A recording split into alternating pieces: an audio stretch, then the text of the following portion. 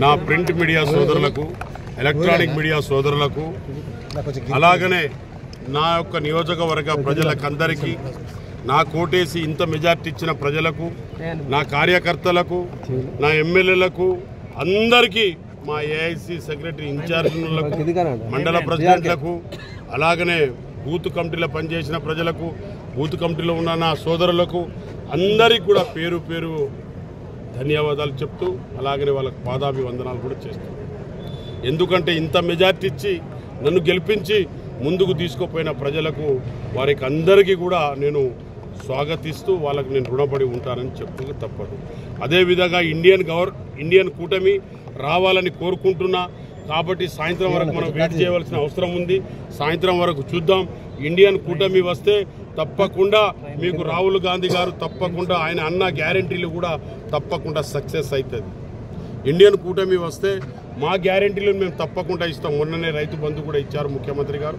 మేము ఆగస్టులో కూడా రైతు రుణమాఫీ కూడా పూర్తి స్థాయిలో చేస్తాం. తప్పకుండా మేము ఇచ్చిన 5 గ్యారెంటీలు 100% మేము చేస్తాం. దాని తర్వాత మేము మళ్ళీ మా ఇండియన్ కూటమి ఒకవేళ రేపు ఇంకో 4-5 గంటలైతే తేలిపోతుంది. కాబట్టి రేపేళ్ళుండి మరి ఏమవుతుందో చూడాలి. ఇండియన్ కూటమి పెద్ద భారతదేశం, అది ఏమేమి అవుతుందనేది దాదాపుగా అందరు ముఖ్యమంత్రులు అందరు కలిసి కూడా చేయవలసిన అవసరం ఉంది. కాబట్టి తప్పకుండా గౌరవనీయ ముఖ్యమంత్రి క్యాబినెట్లో ఉన్న ప్రతి ఒక్కరికి కూడా వాళ్ళకు కూడా వందనాలు. మీరు ఎంపీగా ఏం చేద్దాం అనుకుంటారు? నేను ఎంపీగా ఏం చేద్దామంటే నాకున్న ఆశయాలు కానివ్వండి, నాకు ప్రజలకు ఒక కోరిక. ఇక చెరువులు ఉన్నాయి, కొన్ని మోడికుంట వాగు ఉంది, ఇంకోటి మన పర్ణశాల బ్రిడ్జ్ కూడా ఉంది. అలాంటి కేంద్ర విద్యాలయాలకు అప్గ్రేడ్ చేయవలసిన అవసరం ఉంది. మోడల్ స్కూల్స్ అప్గ్రేడ్ చేయవలసిన అవసరం ఉంది. కొన్ని ట్రైన్స్ తీసుకురావాల్సిన అవసరం ఉంది. రకరకాల ఒక్కొక్క నియోజకవర్గంలో చాలా పనులు ఉన్నాయి. ఎంప్లాయ్మెంట్ ప్రాబ్లం ఉంది. బయ్యారం గనులు, బయ్యారం ఫ్యాక్టరీ ఉంది. ఇవన్నీ కూడా చేయవలసిన చాలా ఉన్నాయి ప్రజలకు.